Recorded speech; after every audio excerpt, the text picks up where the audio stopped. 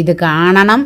എല്ലാവരും ഇത് കണ്ട് തയ്ക്കാൻ സ്വല്പമെങ്കിലും ആഗ്രഹമുള്ള എൻ്റെ മുഴുവൻ ഫ്രണ്ട്സും ഒരു സ്ട്രേറ്റ് പാൻറ്റ് തയ്ച്ചിരിക്കണം. അതാണ് എൻ്റെ ലക്ഷ്യം. ഇത് ഫുൾ കട്ട് ചെയ്ത് സ്റ്റിച്ച് ചെയ്ത് ഞാൻ നിങ്ങളെ കാണിക്കും കേട്ടല്ലോ. അത് എ ടു ഇസഡ് പാൻറ്റിൻ്റെ എ ടു ഇസഡ്. അപ്പം നിങ്ങൾ നോക്കിക്കോ, ഒരു പാൻറ്റല്ലേ നിങ്ങൾക്ക് വേണ്ടത്. ഇതിന് കാലിനടിയിൽ ഞാൻ ഇതുപോലൊരു സ്ലിറ്റ് മോഡലിൽ, സ്ലിറ്റ് ആയിട്ടല്ല അല്ലാതെ നല്ല രീതിയിൽ കൊടുത്തിട്ടുണ്ട്. കണ്ടോ നമ്മുടെ പാൻറ്റ്? ഇതല്ലേ നിങ്ങൾ ആഗ്രഹിക്കുന്ന പോക്കറ്റ്? എങ്ങനെയുണ്ടെന്ന് നോക്കിക്കേ. അടിപൊളിയായിട്ട് പോക്കറ്റ് തയ്ക്കാൻ പറ്റിയില്ലേ? ഇങ്ങനെ നിങ്ങൾ തയ്ക്കണം. ഇതുപോലെ പെർഫെക്റ്റ് ആയിരിക്കണം നിങ്ങളുടെ പോക്കറ്റ്.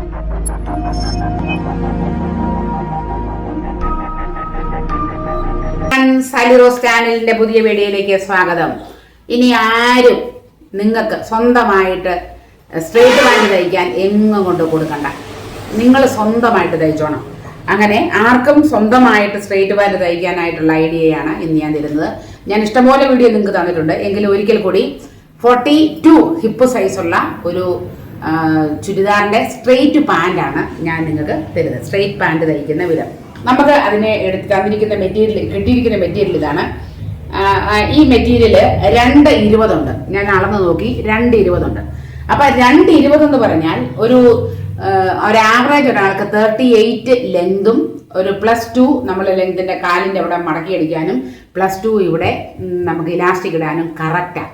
അപ്പം ഞാൻ എന്ത് ചെയ്തെന്ന് ചോദിച്ചാൽ ആ മൊത്തമുള്ള മെറ്റീരിയലിനെ, ഇതാണ് നമുക്ക് ആ തുണിയുടെ നീളം എന്ന് പറയുന്നത്, രണ്ടായിട്ട് മടക്കിയേക്കുന്നേ. അപ്പം ഞാൻ എന്ത് ചെയ്തു നിങ്ങൾ നോക്കിയാൽ 1 ഇഞ്ച് മുകളിലേക്ക്, ഒന്നല്ല ഒരു 1.5 ഇഞ്ച് മുകളിലേക്ക് ഉയർത്തി ഇതിനെ 2ആയിട്ട് മടക്കിയിട്ടു. മനസ്സിലായല്ലോ? നീളത്തിൽ 2ആയിട്ട് മടക്കിയിട്ടിട്ട് ഞാനൊന്ന് കട്ട് ചെയ്തെടുക്കും. ഞാൻ ഇത് കൃത്യമായിട്ട് കാണിച്ചു തരുന്നത് എന്നാന്ന് ചോദിച്ചാൽ, നിങ്ങൾക്കത് കട്ട് ചെയ്യുന്ന കാണിച്ചു തന്നില്ലെങ്കിൽ നിങ്ങൾ തയ്ക്കാൻ നേരത്ത് ഇതെങ്ങനെയാണ് കട്ട് ചെയ്തതെന്ന് നിങ്ങൾ വിചാരിക്കും. അതുകൊണ്ടാണേ ഇതുകൂടെ കാണിച്ചു തന്നേക്കാം.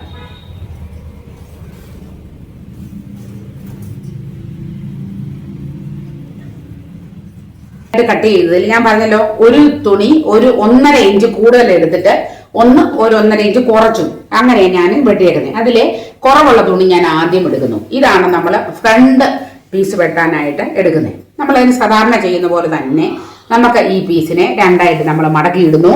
അതിനുശേഷം മെഷർമെന്റ് ആരംഭിക്കുന്നു. അപ്പം ഞാൻ 2ആയിട്ട് മടക്കിയിട്ട് ചെയ്ത് കഴിഞ്ഞാൽ നിങ്ങൾക്കറിയാം ബാലൻസ് വരും തുണി വെറുതെ കളയത്തേ ഉള്ളൂ. അതുകൊണ്ട് ഞാൻ ഒത്തിരി തുണി വെറുതെ കളയാതിരിക്കാൻ വേണ്ടി നമ്മൾ നൈറ്റിയൊക്കെ കട്ട് ചെയ്യുമ്പം നമുക്ക് വേണ്ടത് മാത്രം മടക്കിയിടത്തില്ലേ, ആ രൂപത്തിൽ ഞാൻ മടക്കിയിടുക. അത്രയൊന്നും കൃത്യമായിട്ട് നോക്കിയിട്ടല്ല ഇടുന്നത് കേട്ടോ. അങ്ങനെ ഇടാത്ത ഞാൻ അറിഞ്ഞോണ്ട്, കാരണം നിങ്ങൾക്കും അതിന് ബുദ്ധിമുട്ട് വരാനുണ്ടെന്ന് ഓർത്തോണ്ട് ഇത്രയും മാത്രമേ ഉള്ളൂ. നമുക്ക് എന്തിനേലും നെക്കൊക്കെ തയ്ക്കാനോ ഒക്കെ ഉപയോഗിക്കാമല്ലോ എന്ന് ഓർത്തോണ്ടാണേ. അപ്പം നമ്മൾ ഇവിടെ നിന്നാണ് നമ്മൾ മെഷർമെന്റ് തുടങ്ങുന്നത്. ഇവിടെ നിന്ന് മെഷർമെന്റ് തുടങ്ങുന്നു. ഇത് ഇതിന്റെ ലെങ്ത് ഞാൻ നിങ്ങൾക്ക് മുഴുവൻ ഇത് കാണിച്ചു തരാം. ഇത് വീതിയുള്ള തുണിയാണ്, അതുകൊണ്ടാണ് നമുക്ക് അങ്ങനെ വന്നത്. നീളം എന്ന് പറയുന്നത് ഇതിന്റെ മൊത്തം നീളം എന്ന് പറയുന്നത് 42 ഇഞ്ചുണ്ട്. ഈ 42 ഇഞ്ചിൽ കറക്റ്റ് 2 ഇഞ്ച് നമ്മളെ ബെൽറ്റിന് വേണ്ടി 2 ഇഞ്ച് ബെൽറ്റിന് വേണ്ടി എടുക്കും. ബാക്കി നമുക്ക് നോക്കാം. ബാക്കിയുള്ളത് 38 ഇഞ്ച് നമുക്ക് കറക്റ്റ് എനിക്ക് വേണ്ട ലെങ്ത് എത്രയാണ്? 38 ആ 38 ഞാനൊന്ന് എല്ലായിടത്തും ഒന്ന് വരയ്ക്കട്ടെ. 38. പിന്നെ നമുക്ക് ബാലൻസ് എത്ര ഉണ്ട്? നമ്മൾ പറഞ്ഞ കണക്കിനാണെങ്കിൽ കറക്റ്റ് 2.25 ഇഞ്ചുണ്ട്. അതെനിക്ക് മടക്കി അടിക്കാൻ വേണം. അപ്പൊ ഇതിൽ കട്ട് ചെയ്ത് കളയാനായിട്ട് നമുക്ക് യാതൊന്നും ഇല്ല. അപ്പൊ നമ്മൾ വളരെ സാവകാശമാണ് പറയുന്നത്. ഇത് ഒരു സ്വല്പം കൂടെ സ്പീഡിൽ പോവുകയാണെങ്കിൽ അല്ലെ ഒത്തിരി സമയം നമുക്കാവും. ഇത് ഫുൾ കട്ട് ചെയ്ത് സ്റ്റിച്ച് ചെയ്ത് ഞാൻ നിങ്ങളെ കാണിക്കും കേട്ടല്ലോ. അത് എ ടു ഇസഡ് പാൻറ്റിന്റെ എ ടു ഇസഡ്. അപ്പൊ നിങ്ങൾ നോക്കിക്കോ, 2 ഇഞ്ച് നമ്മൾ എടുത്തത് ഒന്ന് ആദ്യം നമുക്ക് നേരെ വരയ്ക്കാം. ഓക്കെ, ഇത്രയും പടി കിട്ടിയില്ലേ? ഇനി നമുക്ക് വേണ്ടത് ഹിപ്പ് 42 ഡിവൈഡഡ് ബൈ 4 അത്ര കിട്ടും. 10.5 കൂടെ ഒരു 2 ഇഞ്ച് എക്സ്ട്രാ എടുക്കുന്നു. അപ്പൊ നമുക്ക് എത്രയായി? നമുക്ക് നോക്കാം. 10.5 നമ്മൾ എടുക്കുന്നു, അതിന്റെ കൂടെ ഒരു 2 ഇഞ്ച് എക്സ്ട്രാ, എല്ലാം കൂടെ എത്രയായി? 12.5 അല്ലേ? അപ്പൊ നമുക്ക് മൊത്തം കിട്ടിയിരിക്കുന്നത് 12.5 ഇഞ്ചിൽ ഞാൻ നമുക്ക് വേണ്ട വണ്ണം അടയാളപ്പെടുത്തി. ഇനി നമുക്ക് വേണ്ടത് ക്രോച്ച് ലെങ്ത് കാണാനും ഹിപ്പ് ഡിവൈഡഡ് ബൈ 4, അതായത് 10.5 കൂടെ ഒരു 3 നമുക്ക് ആഡ് ചെയ്യാം. 3 ആഡ് ചെയ്യുമ്പോൾ എത്ര ആവും? 13.5. അപ്പം നമുക്ക് 13½ നമ്മളിവിടെ വരയ്ക്കുന്നു. നമ്മളിത് കൂട്ടി യോജിപ്പിക്കുന്നു. അപ്പം ഇവിടെയും 13½ ആണോ നമ്മൾ നോക്കണേ. 13½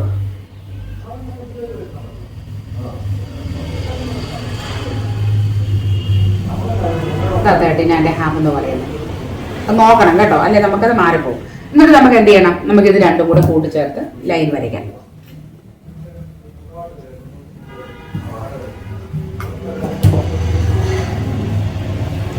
സോറി 12½ ആയിരുന്നു, അതാ ഇത് മാറി വന്നേ.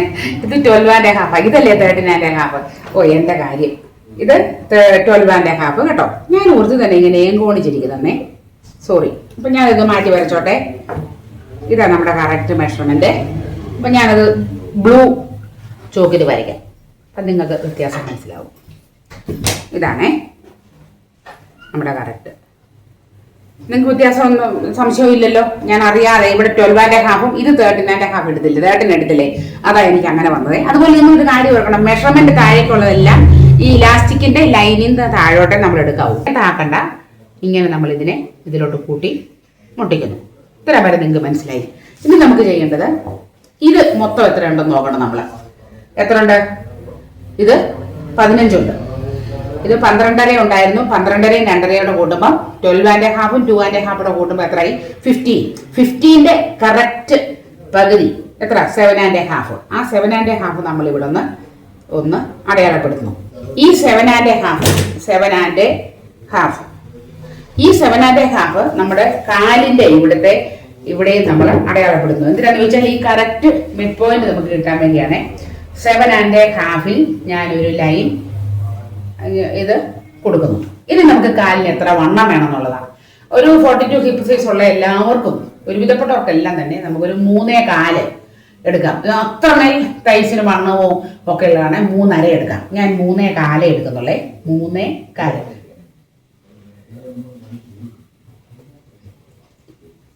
3.5 എടുത്താലും കുഴപ്പമൊന്നുമില്ല കേട്ടോ. 3.5 കൂടുതലൊന്നും അല്ല.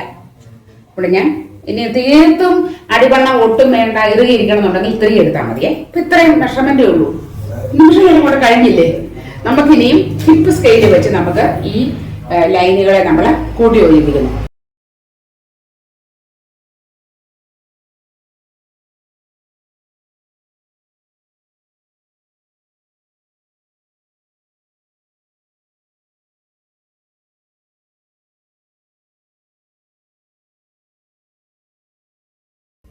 ഇനി ഞാൻ ഈ ഫ്രണ്ട് പീസ് നമ്മൾ, അതായത് ഈ ഹിപ്പ് സ്കെയിൽ വെച്ച് നമുക്ക് ഈ പോയിന്റ്സുകളെ ഒന്ന് കൂട്ടി യോജിപ്പിക്കാം. ഈ വശവും നമുക്ക് അതുപോലെ ചെയ്യാം. ഹിപ്പ് സ്കെയിൽ വേണം നിർബന്ധമൊന്നുമില്ല. നിങ്ങൾക്ക് ഈ ഒരു ആകൃതി, ഈ ഷേപ്പ് മനസ്സിൽ കണ്ടുകൊണ്ട് നിങ്ങളങ്ങ് വരച്ചാലും മതി. സ്ട്രെയിറ്റ് ലൈൻ ഒരിക്കലും വരയ്ക്കല്ലേ. പാൻറ് ഒരുപാട് തൂങ്ങി അങ്ങ് കിടക്കും, അത് വൃത്തികേടാണ്. നമ്മുടെ സ്ട്രെയിറ്റ് പാൻറ് എന്നുള്ള പേര് പോവുകയല്ലേ. നമ്മൾ നല്ല പാൻറ് തയ്ക്കാനല്ലേ സ്ട്രെയിറ്റ് പാൻറ് എടുക്കുന്നത്. അപ്പം നമുക്കിനി ഇതങ്ങ് കട്ട് ചെയ്തെടുക്കാം. ഇത് ഈ ബാക്ക് പാർട്ട് കട്ട് ചെയ്തത് ഇപ്പം എല്ലാവർക്കും മനസ്സിലായില്ലേ, കൃത്യമായിട്ട് പറഞ്ഞിട്ടില്ല. ഇപ്പം ഞാൻ ഈ വെട്ടിയ ഭാഗം ഇങ്ങനെ ചെറിയ കേർവായിട്ട് വരണേ, ഒരിക്കലും ഇങ്ങനെ പോയിൻ്റായിട്ട് നിൽക്കല്ലേ. ഇപ്പം ഞാൻ ഈ വരയ്ക്കുന്നത് എന്താണെന്ന് വെച്ചാൽ, മടക്കി തയ്ക്കാനാണെങ്കിൽ നമ്മളിപ്പം ഞാൻ ഈ വെട്ടിയ പോലെ ചരിച്ച് വേണം വെട്ടാൻ. അതല്ല സ്ലിറ്റ് ഇടാനാണെങ്കിൽ എൻ്റെ ആവശ്യമില്ല. ഞാൻ എന്ത് വേണം തീരുമാനിച്ചില്ല. അപ്പം നമ്മുടെ ബാക്ക് പാർട്ടിൻ്റെ കട്ടിങ് കഴിഞ്ഞു. ബാക്കി തുണിയൊക്കെ മാറ്റിയിട്ട് നമുക്ക് ഫ്രണ്ട് പാർട്ട് നമ്മൾ ഒരു 2 ഇഞ്ച് കൂടുതലായിട്ട് നമ്മൾ വെച്ചില്ലേ, ഓർക്കുന്നുണ്ടല്ലോ. ഞാൻ ആദ്യമേ തന്നെ കട്ട് ചെയ്തപ്പോൾ നീളം കൂടിയ പീസ് ഇതാണ്. അത് നമുക്ക് ഇച്ചിരൂടെ മുന്നോട്ട് നീക്കിയിടാം. നമ്മൾ ബാക്ക് പാർട്ട് എടുത്തതിനേക്കാൾ ഫ്രണ്ട് പാർട്ട് എടുത്തതിനേക്കാൾ ബാക്ക് പാർട്ടിന് ഇച്ചിരൂടെ വീതിയിൽ ഞാൻ മടക്കിയിട്ടു. ഇതിലോട്ട് വെച്ചിട്ട് വേണം നമുക്ക് ഇനിയും ബാക്ക് പാർട്ട് എടുക്കാൻ. ഫ്രണ്ട് പാർട്ട് ചെറുതും ബാക്ക് പാർട്ട് വലുതുമാണ് കേട്ടോ. എപ്പോഴും അങ്ങനെ തയ്ച്ചാലേ സ്ട്രെയിറ്റ് പാൻറ് ശരിയാകത്തുള്ളൂ. അല്ലാതൊക്കെ ഒരുപാട് തയ്ക്കുന്നതും വീരവാദവും ഒക്കെ ഞാൻ കേട്ടിട്ടുണ്ട്. എന്ത് പറഞ്ഞാലും ശരിയായ സ്ട്രെയിറ്റ് പാൻറ് ഈ സ്റ്റൈലിൽ തന്നെ തയ്ക്കുന്നത്. നമുക്ക് അല്ലാതെ തയ്ച്ച് വീട്ടിലൊക്കെ ഇടുന്നതിന് അല്ലാതെ ഇട്ടാലും കാണാൻ വലിയ കുഴപ്പമില്ലെന്ന് തോന്നും. പക്ഷേ നടക്കുമ്പോഴൊക്കെ സൈഡ് കയറി പോവുകയും ചെയ്യും. നല്ലത് എപ്പോഴും ഇങ്ങനെ തന്നെ സ്ട്രെയിറ്റ് പാൻറ് തയ്ക്കുന്നത്. അപ്പം നമ്മൾ ആ 2 ഇഞ്ച് മാറ്റിയാണ് ഞാൻ വെച്ചേക്കുന്നത്. കാലിൻ്റെ ഭാഗമൊക്കെ കൃത്യമായിരിക്കണം. ഇവിടെ കറക്റ്റ് 2 ഇഞ്ചുണ്ട്. 2 ഇഞ്ച് നമുക്ക് എക്സ്ട്രാ ഉണ്ട്. എന്തിനു വേണ്ടിയാണെന്നറിയാമല്ലോ, അത് ഞാൻ പറഞ്ഞുതരാം. ഇനി നമ്മൾ ഇവിടെ നിന്ന് ഫുൾ 2 ഇഞ്ച് കൂടുതലെടുക്കുക. 2 inch extra at every point. കണ്ടോ, എല്ലായിടത്തുനിന്നും 2 ഇഞ്ച് നമ്മൾ ഇങ്ങനെ മാർക്ക് ചെയ്ത് വെക്കുക. കാലിൻ്റെ ഭാഗത്തോട്ട് വരുമ്പോൾ ഒരു 1.5 ഉള്ളിലും കുഴപ്പമില്ല. ഞാൻ പക്ഷേ ഇവിടെ 2 ഇടുന്നുണ്ടേ. എന്നിട്ട് നമുക്ക് ഈ പോയിന്റ്, ക്രോച്ച് പോയിന്റ് അങ്ങോട്ട് നീട്ടി വരയ്ക്കാം. എന്നിട്ട് ആദ്യം നമ്മൾ ക്രോച്ചേരിയുടെ അവിടെ കർവ് വരച്ച പോലെ തന്നെ ഇതും ചെയ്യാം. ഈ പോയിന്റുകളെല്ലാം കൂടെ കൂട്ടിച്ചേർത്ത് നമുക്ക് ഹിപ്പ് സ്കെയിൽ വെച്ച് യോജിപ്പിക്കാം. അപ്പോൾ ബാക്ക് പാർട്ടിൻ്റെ പണിയും തീർന്നു. ഇവിടെ ഒരു കലാപരിപാടിയുണ്ട്. ഈ 2 ഇഞ്ച് എക്സ്ട്രാ ആയിട്ടില്ലേ, ഇത് ഇപ്പം ഞാൻ തൊടുന്ന വലിയ ക്രോച്ച് പോയിന്റ് എന്ന് പറഞ്ഞ ക്രോച്ച് ഏരിയയുടെ അവിടുന്ന് നമ്മുടെ ഇതിൻ്റെ ആ ബാക്കി സൈഡിലേക്ക് ഇങ്ങനെ സ്കെയിൽ വെച്ച് നമ്മൾ ഒരു വര വരയ്ക്കണം. കണ്ടോ? അപ്പോൾ ആ 2 ഇഞ്ച് കൂടുതൽ കിട്ടുന്നത് എവിടെയാണ്? ഫ്രണ്ടും ബാക്കും ക്രോച്ച് ഏരിയയിലാണ്. അത് പ്രത്യേകം ഓർത്തോണേ. ബാക്ക് പാർട്ടിൻ്റെ ക്രോച്ച് ഏരിയയിൽ 2 ഇഞ്ച് കൂടി നിൽക്കും കേട്ടോ. ബാക്കി നമുക്ക് കട്ട് ചെയ്തെടുക്കാം. അതെന്തിനാണെന്ന് നിങ്ങൾക്കറിയാം, ഞാൻ ഒരുപാട് വീഡിയോകളിൽ പറഞ്ഞിട്ടുണ്ട്. അതെന്തിനാണെന്ന് അറിയാമല്ലോ, ഇരിക്കുമ്പോഴൊക്കെ നിങ്ങൾക്കറിയാമല്ലോ നമ്മുടെ ഈ പുറകുവശത്തൊന്നും വലിഞ്ഞു വരത്തില്ലേ, വലിഞ്ഞു വരണമല്ലോ, അങ്ങനെയല്ലേ നമ്മുടെ സ്ട്രക്ചർ.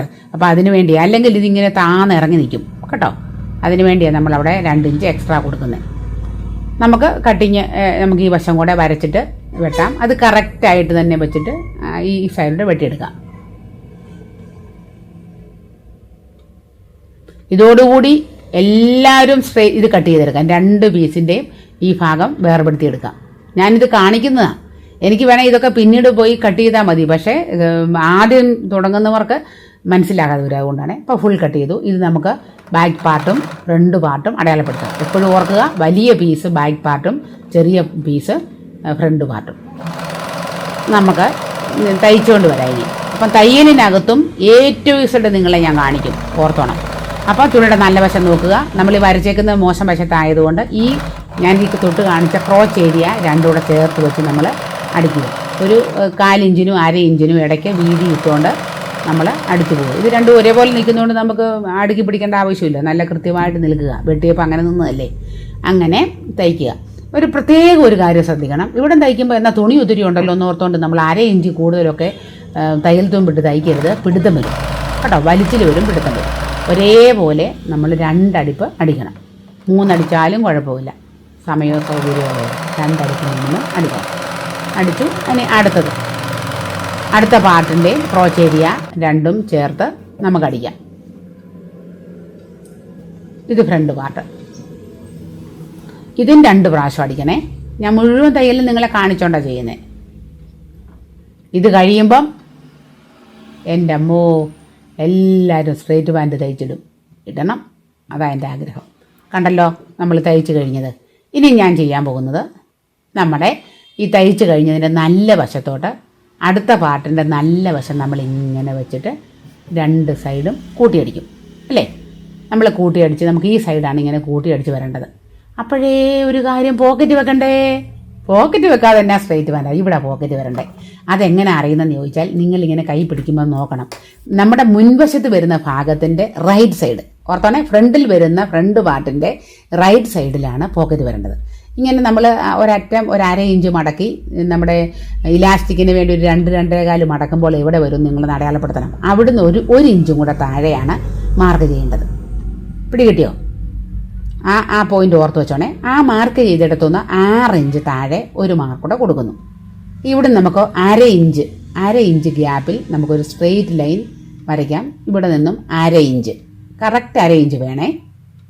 നമുക്കത് 2 കൂടെ കൂട്ടിച്ചേർത്തൊരു ലൈൻ വരയ്ക്കാം.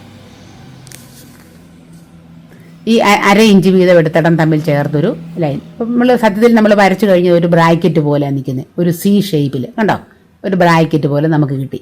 നമുക്ക് ഇനിയും പോക്കറ്റിന് തുണി എടുത്തില്ലായിരുന്നു, ഉള്ള പീസ് നമുക്ക് മിച്ചമുണ്ട്. അതിനാണ് ഞാൻ പറയുന്നത്, ഇങ്ങനെ നമ്മൾ എപ്പോഴും നമ്മൾ തയ്ക്കുമ്പോൾ ശ്രദ്ധിക്കണം, മാക്സിമം തുണി കളയാതെ വേണം വെട്ടിയെടുക്കാൻ. ഇപ്പം ഇങ്ങനെ എനിക്ക് 2 പീസ് കിട്ടി.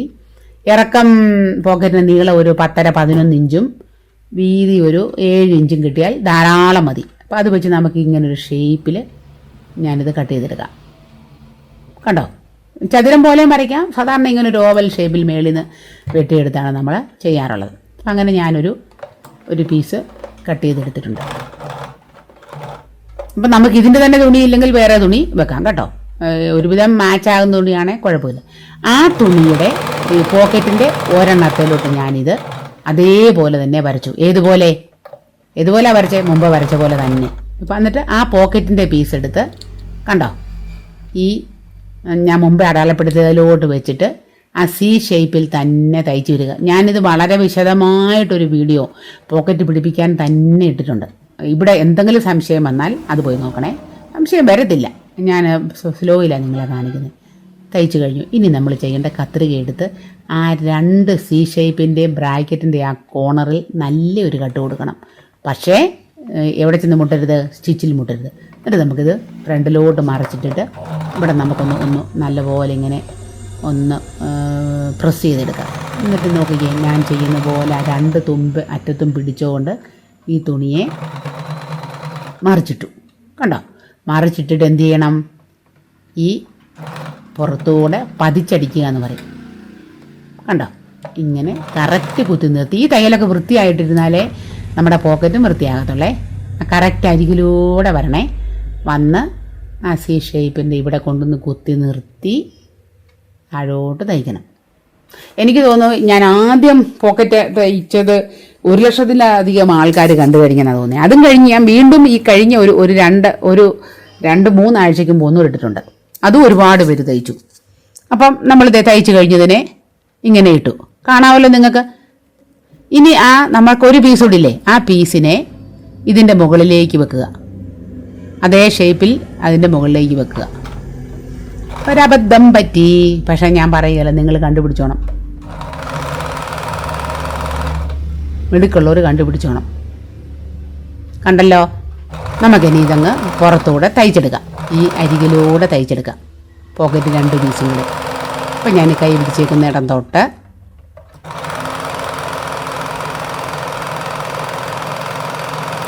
നമുക്ക് തയ്ക്കാം. ഇങ്ങനെ തയ്ക്കുമ്പോൾ പോക്കറ്റിൻ്റെ അകം നല്ല വശമായിട്ടിരിക്കും, ഈ തയ്യൽ പുറത്തു നിൽക്കും കേട്ടോ. നമുക്ക് തിരിച്ചു വേണമെങ്കിലും തയ്ക്കാം. ഇങ്ങനെ തയ്ച്ചാലും മതി, ഇതാ എളുപ്പം. നിങ്ങൾക്ക് എങ്ങനെ തയ്ച്ചാലും കുഴപ്പമില്ല. കണ്ടല്ലോ? 2 അടി പഠിക്കാൻ മറക്കല്ലേ.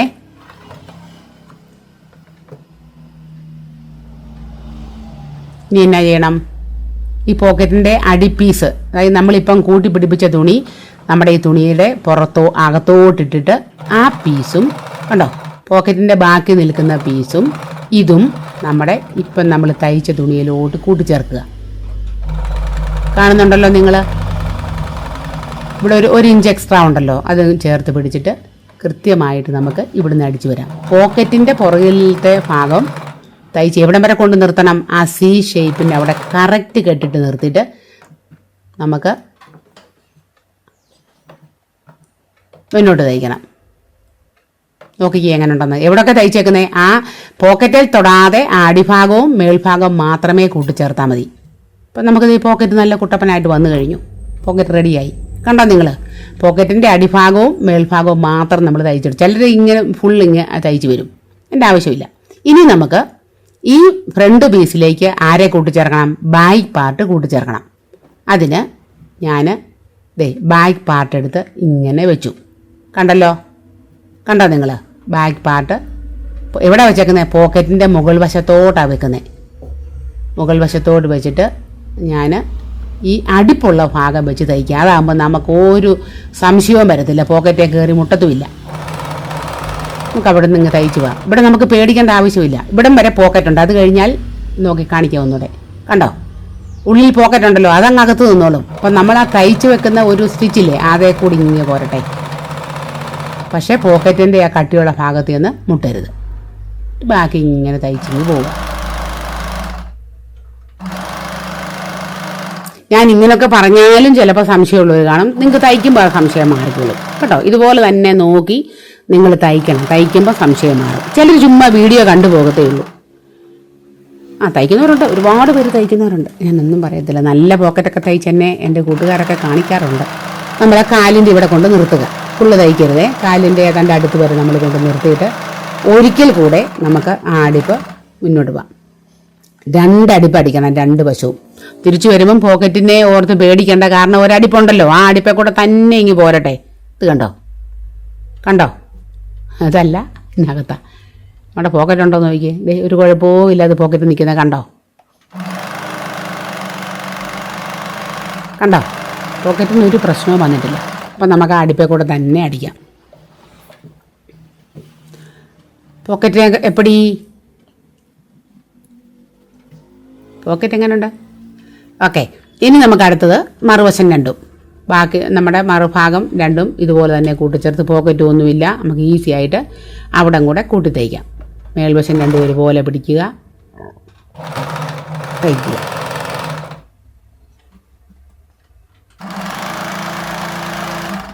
ഇതിന് രണ്ടടുപ്പ് അടിക്കണേ. എന്താണേലും ഞാൻ നിങ്ങളെ കാണിക്കും.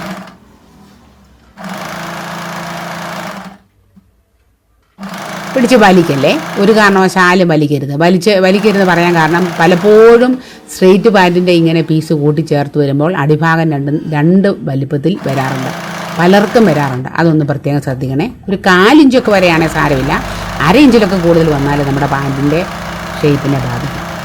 നമ്മൾ എന്നിട്ട് ഒന്നുകൂടെ അടിക്കും.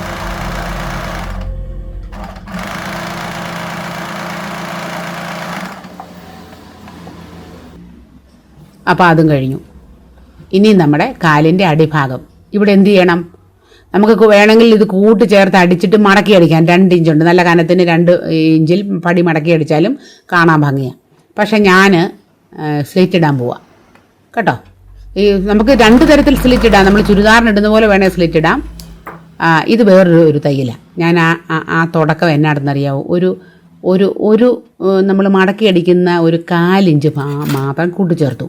ഞാൻ സ്ലിറ്റ് ഇടാൻ പോവായതുകൊണ്ട് ഈ എക്സ്ട്രാ ഇട്ടേക്കും തുണി കട്ട് ചെയ്ത് കളഞ്ഞേ. അതെന്നാ നിങ്ങൾക്ക് അറിയാമല്ലോ, മടക്കി അടിക്കാനായിരുന്നെങ്കിൽ നമുക്കത് വേണമായിരുന്നു. എന്നിട്ട് കണ്ടു നോക്കിക്കേ, സ്ലിറ്റ് എങ്ങനെ ഫോം ചെയ്ത് നോക്കിക്കേ. അകത്തോട്ട് മടക്കി, കണ്ടോ, നല്ല വശത്തോട്ട് തുണിയെ മടക്കുക.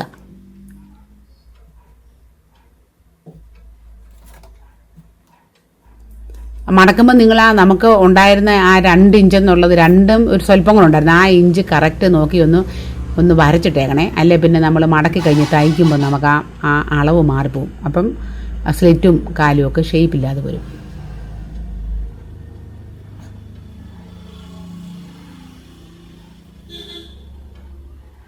കണ്ടോ? ഇനിയും നമ്മൾ ചെയ്യാൻ പോകുന്നത് നോക്കിക്കേ, എങ്ങോട്ടാ മടക്കിയേക്കുന്നൊക്കെ വീഡിയോയിൽ വളരെ കൃത്യമായിട്ട് നോക്കിക്കോണം. ആ മടക്കിയിടവും ഇതിൻ്റെ സെൻറ്റർ ഭാഗം ഒരുപോലെ നിർത്തണം. എന്നിട്ട് ഈ അടിയിൽ നിന്ന് മുമ്പ് നമ്മൾ ആ തയ്ച്ച് വെച്ചില്ലേ, അവിടം വരെ കറക്റ്റ് അടിക്കണം. 2 അടുപ്പ് അടിച്ചേക്കാം. ഒരു കാരണവശാലും തയ്യൽ മുകളിലേക്ക് കയറി പോകല്ലേ. അടുത്ത പീസും നമുക്കതുപോലെ ചെയ്യാം. കറക്റ്റായിട്ട് വെച്ചിട്ട് ഓക്കെ.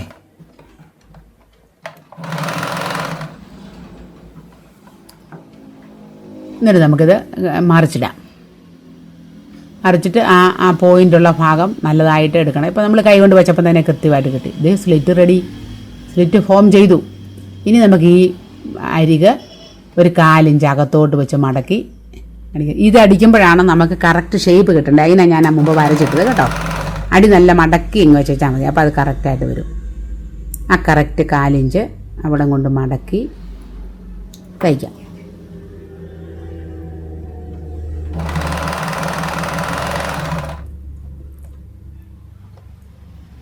ഇവിടെയും അതുപോലെ ആ പോയിന്റില്ലേ അവിടെ നല്ല വൃത്തിയായിരിക്കണം, അല്ലെ കടിച്ചു പറിച്ചു കൊണ്ടിരിക്കും.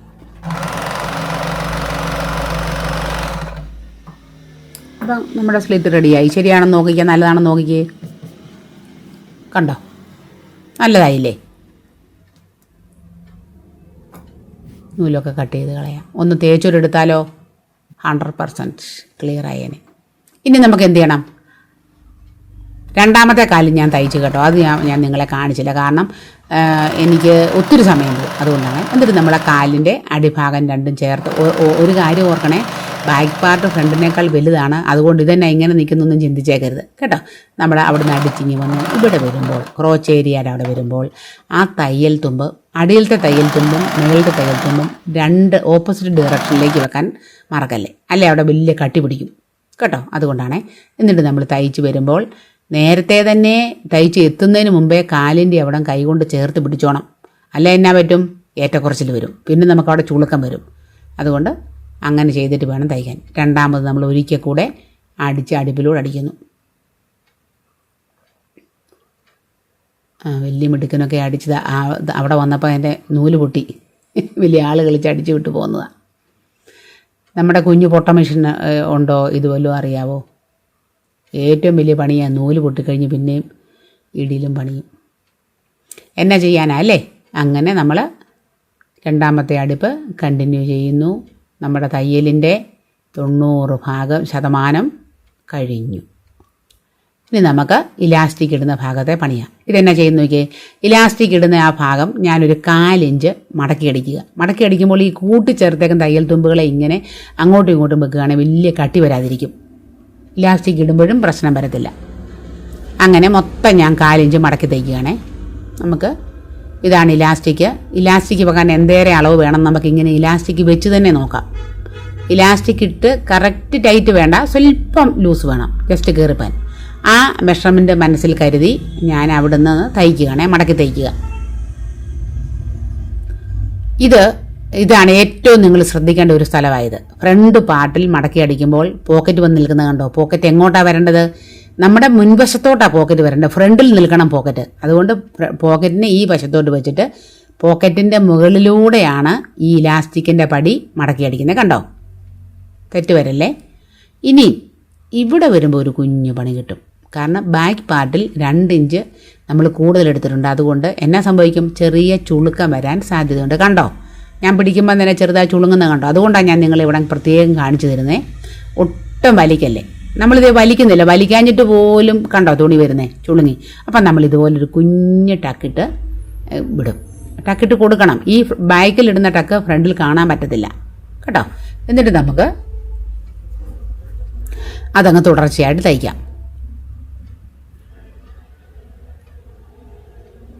ചുളുക്കൊന്നും നമുക്ക് കാണത്തില്ലാത്ത പോലെ വരും. ഈ ഫ്രണ്ട് പാർട്ടിന് കുഴപ്പമില്ല, അവിടെ ലെവലല്ലേ. അങ്ങനെ നമുക്കിവിടെ ഒരു 2.5 ഇഞ്ച് ഗ്യാപ്പ് ഞാൻ കൊടുത്ത് നിർത്തുകയാണേ. 2.5 ഇഞ്ച് തയ്ക്കാതെ ഗ്യാപ്പ് ഇട്ടു. നമ്മുടെ ഇലാസ്റ്റിക് എത്ര വേണം? അതാണ് എല്ലാവരുടെയും ഒരു സംശയം. ഇലാസ്റ്റിക് എത്ര വേണം?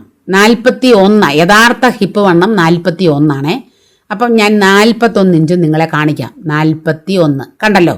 അതിൽ നിന്ന് കറക്റ്റ് 4 ഇഞ്ച് കുറച്ച് 37. 41 ഹിപ്പ്. 41 - 4 37 ഞാൻ എടുത്തു കേട്ടോ. എന്നിട്ട് നമ്മൾ നല്ല വലിപ്പമുള്ളൊരു പിൻ ഇലാസ്റ്റിക്കിൽ കുത്തി നമുക്ക് ഈ ഹോളിലൂടെ കയറ്റാം.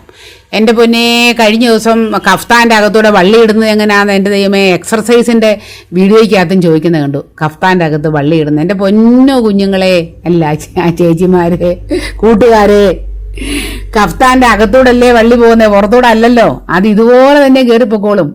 നിങ്ങളിങ്ങനെ ഇമാജിൻ ചെയ്യുമ്പോഴേ അയ്യോ ഇത് ഏതിലൂടെ വള്ളി ഇടുന്നത്. നമ്മൾ ഫ്രണ്ടിലൊരു ഹോൾ ഇട്ടില്ലേ, ആ ഹോളിൽ കൂടി ഇതുപോലെ തന്നെ കയറ്റി വിട്ടാൽ മതി, അപ്പുറത്ത് വരും കേട്ടോ. പിന്നെ എൻ്റെ എക്സർസൈസ് വീഡിയോയൊക്കെ നിങ്ങൾ കാണുന്നുണ്ടോ? കണ്ടാൽ പോരാ, നിങ്ങൾ ചെയ്യണം കേട്ടോ. നിങ്ങളും എക്സർസൈസ് ചെയ്യണം. നിങ്ങളുടെ കൂട്ടുകാർക്കും നിങ്ങളുടെ ഫ്രണ്ട്സിനും നിങ്ങളുടെ പേരൻസിനും ഒക്കെ, പേരൻസ് കഴിഞ്ഞാൽ ചെറുപ്പക്കാരാണെങ്കിൽ ഒക്കെ കൊടുക്കാൻ മറക്കല്ലേ. സപ്പോർട്ട് ചെയ്യണേ. അഭിപ്രായങ്ങളുടെ പറയണേ. ദയവ് ചെയ്ത് എക്സർസൈസ് വീഡിയോയ്ക്കകത്ത് കഫ്താൻ്റെ വള്ളി കയറ്റുന്ന ഇതിലെയാണെന്നൊന്നും ദയവ് ചെയ്ത് ചോദിക്കല്ലേ. എന്തോ ഒരു മോശം അത്. എക്സർസൈസ് മാത്രം കാണുന്നവരാണ് ചിരി വരികയല്ലേ. അപ്പം നമ്മൾ ഇലാസ്റ്റിക് ഇങ്ങനെ ഇട്ട് ഇപ്പുറത്ത് വന്നു കണ്ടോ. എന്നിട്ട് വലിച്ചെടുത്തിട്ട് 2 പേരെ ഒട്ടും ഇത് ചുളുങ്ങി പോകല്ലേ, പ്രത്യേകം ഓർക്കണേ. അറിയാതെ ചുളുങ്ങിയല്ല നമ്മൾ പറയുന്നത്, മടങ്ങിയൊന്നും ഇരിക്കല്ലേ. നേരെ വെച്ചിട്ട് നമ്മൾ ഇലാസ്റ്റിക് അടിച്ചെടുക്കാൻ പോവുക. ഞാൻ ചെറിയ സ്റ്റിച്ച് കൊടുത്തിട്ടാണ് ഇലാസ്റ്റിക് അടിക്കുന്നത്. ഇങ്ങനെ ഒരു ചതുരം പോലെ വരയ്ക്കും. 4 വശത്തും ചതുരം പോലെ തയ്ക്കും. വരയ്ക്കുകയല്ല, തയ്ക്കും. എന്നിട്ട് ക്രോസും തയ്ക്കും. ക്രോസോടെ തയ്ക്കുമ്പം ഇലാസ്റ്റിക് നമ്മുടെ പാൻറ്റ് പോയാലും ഇലാസ്റ്റിക്കിന് വിട്ടുപോകത്തില്ല. അങ്ങനെ തയ്ച്ചു കണ്ടല്ലോ നിങ്ങൾ. അപ്പം നിങ്ങളും അങ്ങനെ തന്നെ തയ്ച്ചെടുക്കണേ. എന്നിട്ട് നമുക്ക് ഇലാസ്റ്റിക്കിനെ കണ്ടു നോക്കി. ഇലാസ്റ്റിക് നല്ലതായില്ലേ.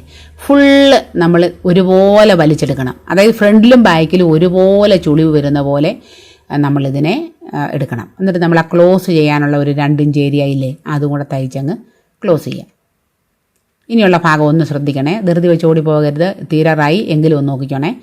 ഇങ്ങനെ നമ്മൾ 2-3 പ്രാവശ്യം ഫുള്ള് നമ്മൾ ചുരിദാറിനെ ഒന്ന് വലിച്ചു വിടണം. അപ്പം ആ മുൻവശവും പുറവശവും ഒരുപോലെ ആകും.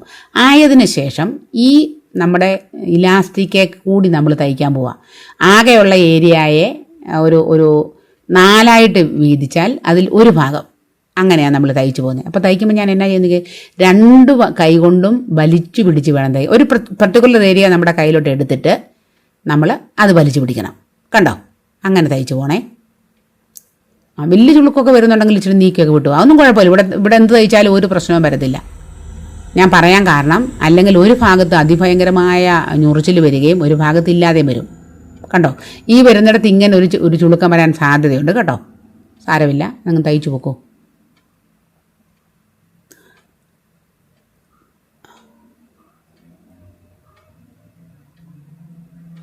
അതെ, ഇലാസ്റ്റിക് തയ്ക്കാൻ നേരത്തിട്ട ചെറിയ കാണിയല്ല കിടന്നത്, അതാ നീങ്ങാഞ്ഞത്. ഇവിടം വരെ നമ്മൾ തയ്ച്ചു, അവിടെ കൊണ്ട് നമുക്ക് നിർത്താം. എന്നിട്ട് നമ്മൾ എന്ത് ചെയ്യുമെന്നറിയാവോ, ഇനിയും ഒരു 1/4 ഇഞ്ചുടെ മുകളിലേക്ക് കയറ്റി ഏറ്റവും മുകളിൽ നിന്ന് 1/4 ഇഞ്ച് താഴ്ത്തി ഒരു തയ്യലോട് തയ്ക്കും. അപ്പം നല്ല വൃത്തിയായിട്ട് യൂണിഫോമായിട്ട് ആ ഞുറിവ് നിൽക്കും ഇലാസ്റ്റിക്കിൻ്റെ. അങ്ങനെ തീരാൻ പോവുകയാണ് നമ്മുടെ സ്ട്രെയിറ്റ് പാൻറ്. നിങ്ങൾ ഓർക്കണം, നല്ലപോലെ കഷ്ടപ്പാടുണ്ട്. വീഡിയോ ഫുള്ള് ഞാൻ ഒറ്റ സ്ട്രെച്ചിൽ കുത്തിയിരുന്ന് വെട്ടി തയ്ക്കുകയാണ്, നിങ്ങൾക്ക് വേണ്ടിയാണ്. ഇത് കാണണം എല്ലാവരും. ഇത് കണ്ട് തയ്ക്കാൻ സ്വല്പമെങ്കിലും ആഗ്രഹമുള്ള എൻ്റെ മുഴുവൻ ഫ്രണ്ട്സും ഒരു സ്ട്രെയിറ്റ് പാൻറ് തയ്ച്ചിരിക്കണം. അതാണ് എൻ്റെ ലക്ഷ്യം. അപ്പം നമ്മുടെ സ്ട്രെയിറ്റ് പാൻറ് തീർന്നു. നൂലുമൊക്കെ കണ്ടിച്ച് കളഞ്ഞ് നമുക്ക് അവനെ എടുത്ത് നോക്കാം എങ്ങനെയുണ്ടെന്ന്. നോക്കിക്ക്, ഇലാസ്റ്റിക്കൊക്കെ എല്ലായിടവും നല്ലതായില്ലേ? ഇങ്ങനെ തയ്ച്ച് കഴിയുമ്പോൾ തന്നെ എന്ത് സന്തോഷമാണ്. ഒന്ന് മറിച്ചിട്ട് പാൻറ് എന്തിയ പോക്കറ്റ് ഇത് കണ്ടോ, അതിൻ്റെ ക്രോച്ച് ഏരിയയുടെ ഭാഗം നിൽക്കുന്നത് കണ്ടോ, നല്ല കൃത്യമായിട്ട് 4 പോയിൻ്റ് ഒരുപോലെ അങ്ങനെ നിൽക്കണേ. ഇത് കണ്ടോ, നമ്മുടെ സ്ട്രെയിറ്റ് പാൻറ് മടക്കി വെച്ചാൽ ഇങ്ങനെ ഇരിക്കും. നല്ലതല്ലേ? ഞാൻ തന്നെ തയ്ച്ച് നല്ലതല്ലേ എന്ന് പറയുക, നിങ്ങൾ പറയണം. നമ്മുടെ പോക്കറ്റൊക്കെ